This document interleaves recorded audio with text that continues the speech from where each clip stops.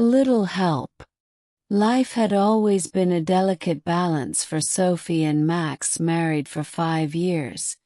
The couple lived in a modest 2-bedroom apartment on the outskirts of the city.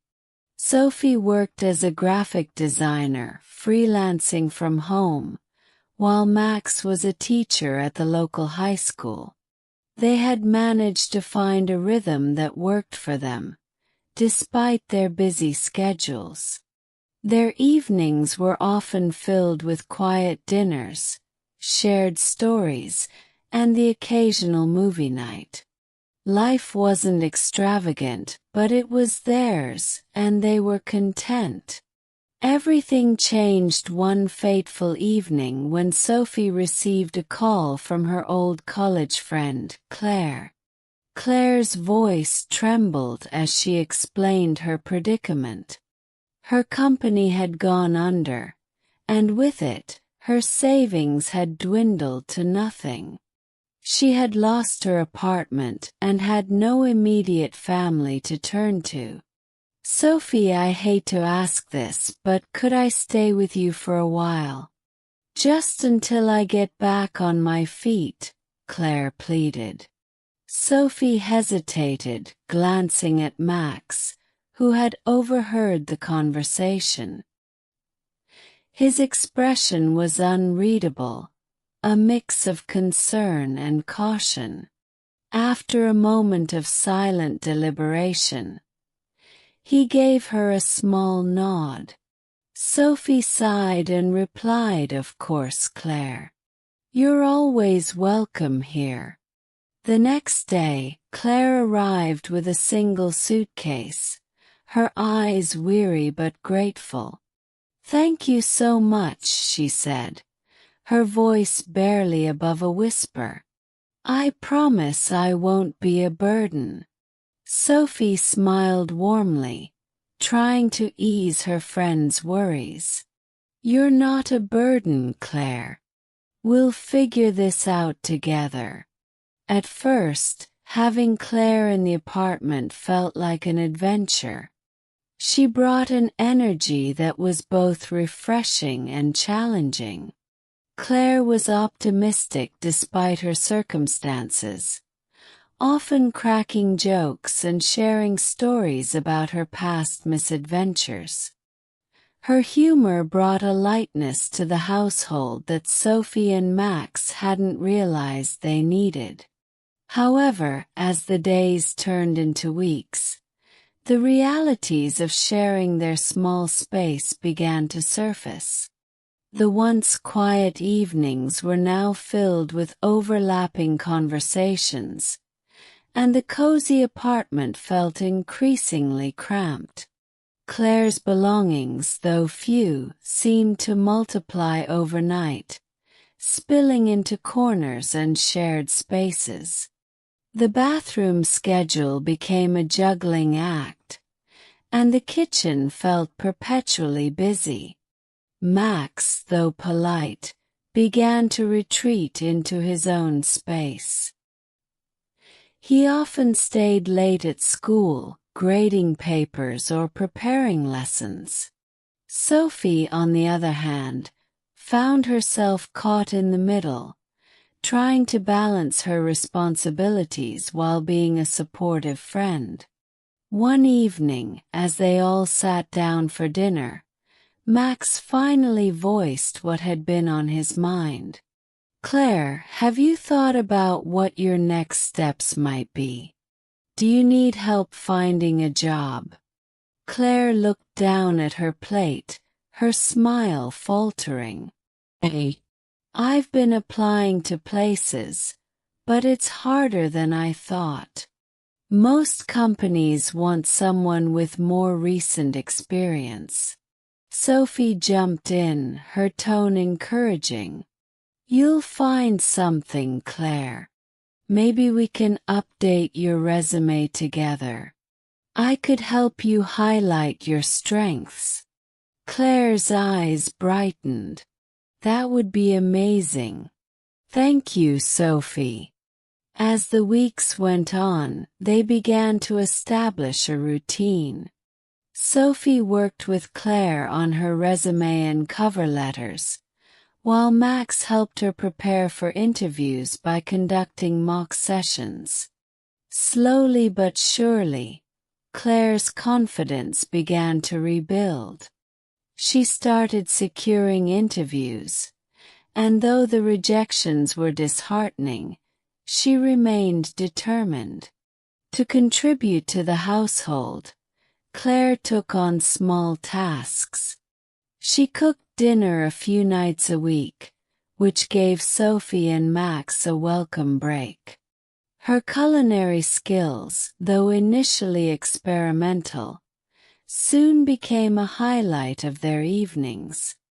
Her hearty stews and perfectly spiced curries filled the apartment with comforting aromas that made it feel more like home.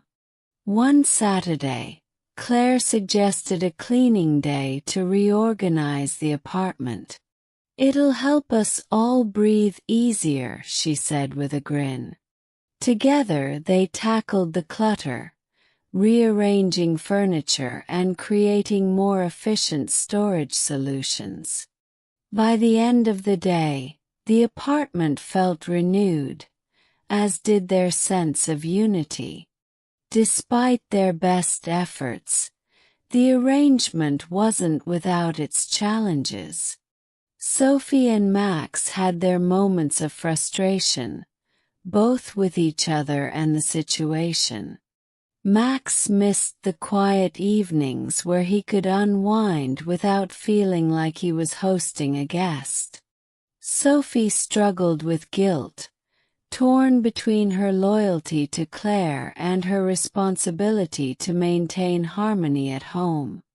One particularly tense evening, after a long day at work, Max sighed heavily as he found the living room occupied by Claire, sprawled out on the couch with a stack of job applications. "We need to talk," he said to Sophie later that night, his tone weary but firm. "This can't go on forever." Sophie nodded, understanding his perspective. "No, Max. But Claire is trying so hard. She just needs a little more time." Their conversation was interrupted by a soft knock on their bedroom door. Claire stood there looking hesitant. "I heard you," she admitted, her voice tinged with regret. "Hey, I don't want to overstay my welcome. I'll try to find another place soon." Sophie and Max exchanged a glance, guilt washing over them. Max was the first to speak. "Claire, we're not trying to push you out. We want to make sure you're okay and that we're okay too. Let's figure out a plan together." Claire nodded, her gratitude evident. "Thank you. I'll do everything I can to make this work." The following week brought a glimmer of hope. Claire received a call from a company she had interviewed with. They were offering her a part-time position, with the potential to transition to full-time based on performance. It wasn't her dream job, but it was a start. "I got the job," she announced one evening, her face glowing with excitement. Sophie and Max congratulated her, their relief palpable. To celebrate, Claire cooked an elaborate dinner, complete with dessert. As they sat around the table, laughing and sharing stories, it felt as though a weight had been lifted from all their shoulders. Claire's new job brought structure to her days and allowed her to save for her own place. She continued to contribute to the household, but the dynamic shifted. She was no longer just a guest. She was a friend working toward her independence. As the weeks passed, Claire settled into her new job, growing more confident with each passing day. She often came home with stories of her progress and the small victories she celebrated at work. Sophie and Max, in turn, found themselves genuinely proud of her achievements. One evening, as they sat together on the couch, Claire announced that she had found an apartment. "It's small, but it's perfect for me," she said, her voice tinged with both excitement and nervousness. "That's wonderful, Claire," Sophie exclaimed, pulling her into a hug. Max nodded in agreement, his smile warm and genuine. The weekend of Claire's move arrived quickly. Sophie and Max helped her pack her belongings, the atmosphere filled with a mix of nostalgia and anticipation. As they stood in her new apartment, arranging furniture and unpacking boxes, Claire turned to them, her eyes glistening with emotion. "I don't know how to thank you," she said. "You gave me a place to start over. I'll never forget it." Sophie squeezed her hand. "You don't need to thank us. We're proud of you, Claire. You've come so far." As they drove home that evening, the apartment felt quieter than it had in months. Sophie and Max sat together on the couch, the silence comforting rather than empty. "We did a good thing," Max said, wrapping an arm around Sophie.